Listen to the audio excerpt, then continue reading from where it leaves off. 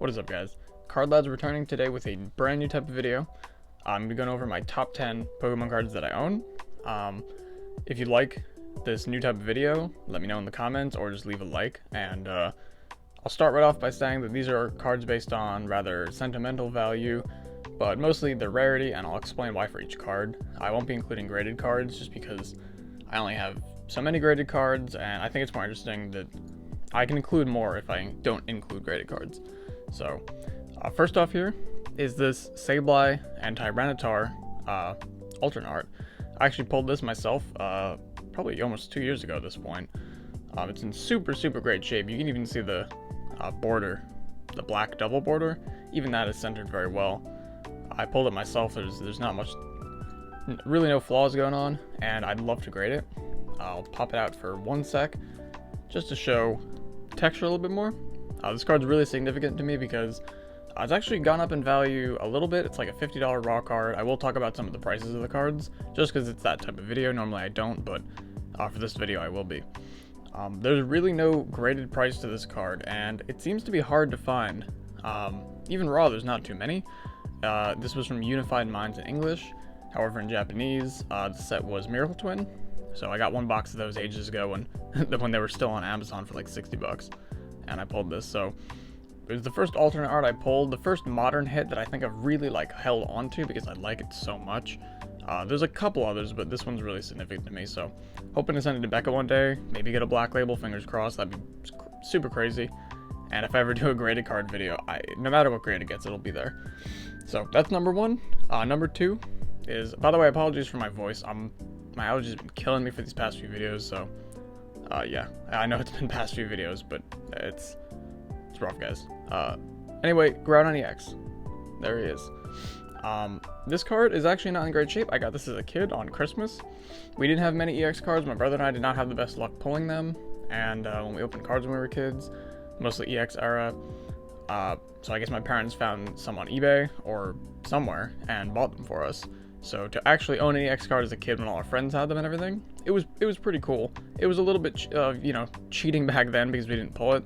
But we didn't open, we weren't like rich. We didn't have like really tons of Pokemon cards to open. We got them every now and then. So pulling an EX card was pretty difficult.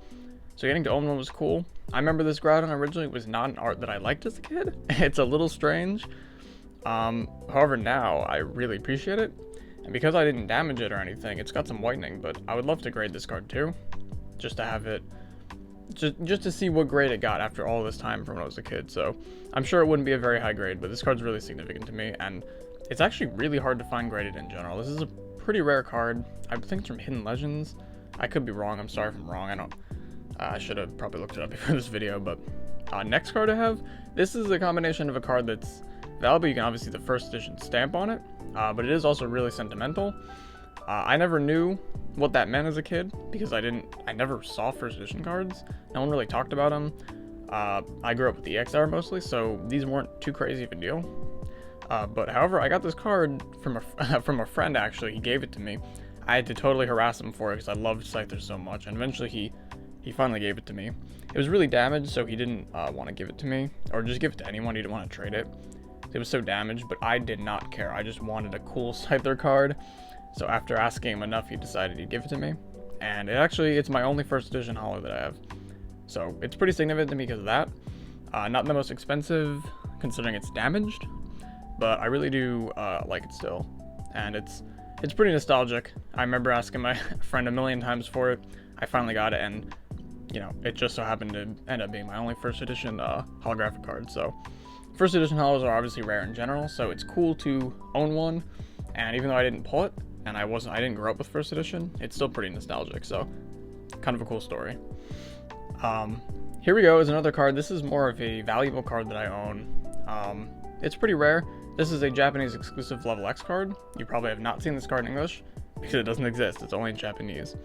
So Pikachu M, that was for the movie promo, and it's Ash's Pikachu. That's a level X. So Pikachu never even got a level X in English.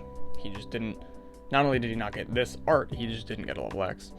And you can see down here, it's a promo. This was a promo when they were releasing the Arceus movie. They did a big triple pack. If I was better at editing, I would have it on the screen. A big triple pack with Arceus, booster packs, and ours is movie booster packs. They're called commemoration booster packs. And this is the only way you could get this was in that triple pack in Japan. So this wasn't a card you could pull. That triple pack is very expensive nowadays, the blister. And this card's, it's getting pretty expensive too. I found it for a really good deal. It's on one of my videos. I bought it from Bai. You can see it's got a little bit of whitening, maybe a little chip there. And some light whitening, but it's not damaged, and it's not really scratched up. I'll show you real quick. You know, the front of it. It's really not scratched or anything. It's in pretty good shape. So it's cool to have this, even if it got an 8 or a 9 or something like that. The 10 for this card is worth around like $1,000. So just to give you kind of an idea, the raw card usually goes for like 40. So not crazy, but finding it in decent condition is getting harder and harder because I think a lot of people are starting to catch on and grade them. So it's definitely cool to own. I don't think I'd grade it. I like it in my level X binder, but it's definitely, to me, because of the unique artwork, it's definitely a significant card to have. Try to move a little bit more quickly, but I have a lot to say about all these because I really love them all. This Rayquaza level X, a really low pop card. It's a promo from the tin. What year is this? 2009, that's right, Platinum era. So this is from a Platinum tin. It's not in good shape. The card is definitely not in good shape. This is definitely a sentimental pick. If it wasn't in good shape, that'd be pretty nice. It's even off-centered, you can see right to left.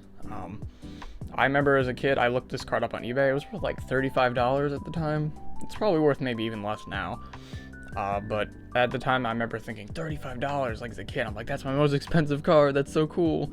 And so I just really remember loving this card. It's got a big swirl right there, which is, it's hard to see that, but it's a really nice card. I love Cynthia. Who doesn't? Like, this card's super, super sick. So always one of my favorites. Still is. I think I'll get it graded just regardless. Just good to have this card in a slab because of the significant value. One of the only cards as a kid that meant a lot to me because of the actual value of it. It was the only one I ever looked up on eBay. So I think it would be cool to have it in a slab. I feel like it's right. Unlike some of my other cards, I feel like it would be weird to grade them, but with that one, I think I should grade it. This card is actually really interesting. This is a 3rd place League Challenge Lucamine. You can see down there, 153A, so it's the alternate artwork for this trainer card. It was given out to winners for... I don't actually know much about the tournament. It obviously was a Sun and Moon era tournament. I think this was around the Ultra Prism. This is from the Ultra Prism set, the original card's in. This card's actually, I tried looking at the pop report. PSA's registry only has the 1st place one, and there are no 1st place 10s, and there are only 2 9s. And you can see there's a little bit of whitening there. So this card would probably get a 9 or lower. It's not worth very much. It's pretty cheap, but it's a very rare card. And there's not a lot graded, especially cards that are graded like this in good shape. So I'm glad that I have a decent, one that's in decent shape. Lucamine's pretty sick. You can see, is that Samson Oak in the background? I'm not sure, I could be wrong. But I really like these tournament cards. I don't really own like any. So I just felt like I needed to own one, and this one was pretty cheap. So I don't know if it'll go up in value. I don't really care. I don't think I would sell it. It's just cool to own one of these tournament cards. So yeah, that's that. Maybe I'll get a graded one day, but PSA doesn't have the 3rd or 2nd place ones. I think there's even a 4th place one, and it's just not in the registry, so I don't know what the deal is with that. But I would assume its population, regardless, is very, very low. Here's a card. I'll turn off the light real quick so you can see. I messed it up. Hold on, guys. Where the hell's the power button? There we go. You can see the star pattern a little bit there. But this card I actually pulled myself. It is in one of my videos if you want to go hunt for it. It's a 1st edition shiny Secret Rare Vulpix. It actually wasn't technically a Secret Rare in Japanese, but you only got around 2 of these per box. So because it was the Platinum era, this is the same rarity of a level X card from that era. So I pulled it. These were printed on different cardstock than the normal cards. So they're generally a bit off-center. You can see this one is off-center, left or right, there and there. But this card recently, a 10 in English, sold for over $2,000. So even if this card got a 9, it's Japanese. That's the 1st edition one, which is a little bit more common. But I did pull it, so I can, even with the centering, I'm sure it would still get a 9.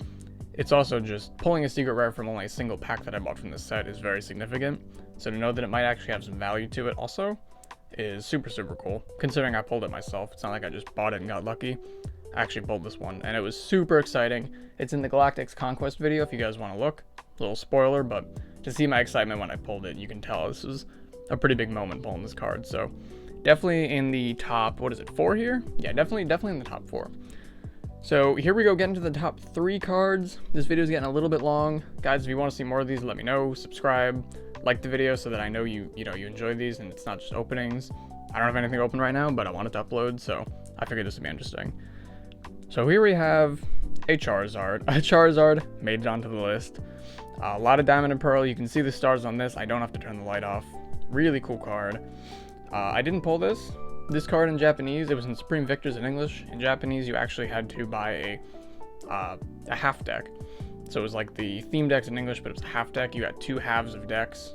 You could kind of build the rest yourself, and it was, I guess, to have 2 people maybe buy it. And I want Charizard. The other one was Garchomp. So maybe you and your friend would pick one and try to kind of make a deck out of them. But this is the unlimited one. You can see there's no first edition stamp. There are only, I believe there are only 30 10s of this card in the world, which is really low because considering it is a Charizard, you'd think that it would be a lot higher. Even the very low pop level X era, for a Charizard, you think there'd be a lot more. And for the first edition, there's more. Like a lot of EX Diamond and Pearl era, excuse me, Japanese cards, the unlimited ones were actually printed less than the first edition ones. The unlimited was, they sort of printed it at the end of the print cycle after they made a bunch of first editions, so there weren't as many. This was in a theme deck, so I think it's interesting that even the, half deck theme deck, I think it's interesting that even this one is less common, even though it wasn't in an actual set. I think that's interesting how that worked out. You can see it's in pretty good condition. I'll pop it out of the sleeve real quick, so you can take a look. It's in pretty good shape. There's no really scratches on it. Smack the camera. The back also looks very nice. There's some edge wear. There's some corner whitening on the bottom. So, I mean, this card, even as a 9, would be worth a few $100s. The 10, there's really no data on the 10s. And as a raw card, it's still worth around 40 bucks in this condition, maybe 50. I did not buy it for that. Again, I got a good deal on it. I purchased it a long time ago, so it's cool to have this card. It's cool because I love the Diamond and Pearl era so much to kind of have the Charizard of that era. The other Charizards aren't as nostalgic to me, despite them being very iconic. So to have this one's pretty cool, and it could definitely be a very, valuable card to my collection if I ever get it graded. I'm not sure if I will, but it'd be interesting. This card, I will try to briefly explain. If you're wondering why non-holo Weevil doesn't even have a rarity on it, is number 2. This is number 2 now, guys. This card is in very good condition. I'll point that out first. Let me pop it out so you can see a little bit. Don't want to do any damage. Weevil, first of all, is one of my top 3 favorite Pokemon. Rotom, and Sneasel. I really like all those guys, so Weevil is definitely up there. You can see it's in really good shape. This card came from it was called a Versus Battle Pack. It was like one of those weird blisters where it's a stack of cards and then the blister around it. It came out for the Lucario movie in 2005. Weevil was not even out yet. The Diamond and Pearl movie, the Diamond and Pearl games weren't even out yet. So this is really the first appearance of Weevil. There was one other card. These cards are actually not that expensive. However, it's very hard to find them on eBay in this condition. So I got really lucky and bought this. You can see it says Versus down there because they counted these as Versus, I guess, because they had the trainers. But the only way to get it is from that sealed pack. If you want it in this condition, unless you're going to find a good deal, that's really the only way to get it. And right now they go for over, $200. So this would be a pretty hard, it would be relatively expensive to obtain and to get it in good shape. The population is like, I don't even know if there's probably 1 or 2 10s. So really, really interesting. Really, really interesting. And considering I love Weevil so much, it's nice to have not only his first appearance as a card, but have a card that's actually really rare and is very hard to grade. So this is definitely one of my most significant cards. I think it's one of my favorite that I own. It's rare. It's Weevil. It's super cool. Has a decent history to it. Weevil wasn't even an official Pokemon in the games yet when this card came out. So that's also pretty cool. All right. Let me stretch my back a little bit. And this is my, by far, number 1 most significant Pokemon card. I'll take it out of the sleeve. It's not in the best shape. Once you know what it is, you'll know why if you don't already know what it is. This is the first Pokemon card, along with one other, the first Pokemon card that was ever printed, as far as we're aware. This was printed in 1996 in a Korokoro magazine in Japan. Pikachu was voted one of the most popular Pokemon. Jigglypuff was printed with this card. I need to get that one to go with it. This is, you can tell the card is glossy. It's not a matte finish. And the illustrator is supposed to be Keiji Kinabuchi, which is wrong here. So those are all the ways you tell this is from the original Korokoro magazine. You have to peel this card off like the other Korokoro promos. And this is, as far as we're aware, the first Pokemon card ever printed. This actually came out, I think it was a few days before before base set was released. So this card was printed and available to the public before even Japanese base set, even before no rarity base set. It's that old. So you can see it's got some damage in it. It's got some creases. The back definitely has some whitening. It's not in the best shape, but good luck finding one that's not in this shape. It's almost impossible. There are only maybe 2 10s of this card in the world. It's the first Pokemon card ever printed. It's Pikachu, all the way back from 1996, and there are only 2 10s. They were all printed very off-center. So you can see this one right to left is very off. They're pretty much all like that. Recently, on E4, if you guys use E4, it's just a cool Pokemon forum website. The people on there know crazy amounts about anything you could ask about Pokemon cards. They recently found someone who may have had an error PSA label. PSA hadn't distinguished different variations of this card. It was reprinted, to fix the illustrator. They reprinted it like a gift box set and stuff like that. And PSA still now doesn't differentiate some of them, so it's possible that this card has 0 PSA 10s. We really don't know the true population of this card. It's extraordinarily rare. Finding on eBay, they are on there. They're not crazy expensive. I think the cheapest right now is around $60. The rest are a couple hundred each. And it's just for the raw card. The more common corrected one is still worth a couple thousand as a PSA 10. So considering this is the one that is very, very much more rare, yeah, a really, really significant own. I couldn't even estimate a value for you guys if this were to get a PSA 10. Even in its current condition, they don't sell often, they don't show up often. It's just a really, to me, this is, compared to anything else I have, this will always be the most significant card that I own, by far. There's possibly a more rare version of this. There's not that much info on it. E4 is kind of going detective mode, and they've been working on it for a while. But it was only discovered last year, and because this card came out in 1996, the fact that we're still learning about it now in 2022 just shows you how rare it was and how little info there is about this, the Korokoro promo and this artwork and everything. So, like I said, there is a Jigglypuff. It's just as rare, the glossy one, and I'm planning on getting one of those soon so it can go with it. I don't know if I would ever grade this card. I don't know if it would be worth it. I think I like being able to hold the first Pokemon card ever printed. I think it's really significant. I don't know what could get more significant than the first Pokemon card ever. So, easily my favorite in my collection. The most significant to me. There's cards that I like the artwork of more, but I mean, it's the first card, it's Pikachu. It's very rare, it has a nice history. We're still learning about it. It can't be beat. I love all these cards, but this really can't be beat, so. Hopefully, if you guys have any questions about any of these cards, about cards in general, feel free to comment. Like I said, subscribe if you want to see more of these videos. And yeah, hopefully this was interesting, not being an opening. I know it got a little bit long, but I like to just ramble and talk about these cards. This is only my top 10. I have so many other cards I can go on about, but to me, these are really the top 10, the most significant to me for multiple reasons. So let me know what your favorite card is that you own in the comments if you want. Start to talk about that, I'd love to. And yeah, hope you guys enjoyed, and I'll see you guys in the next video. Yo!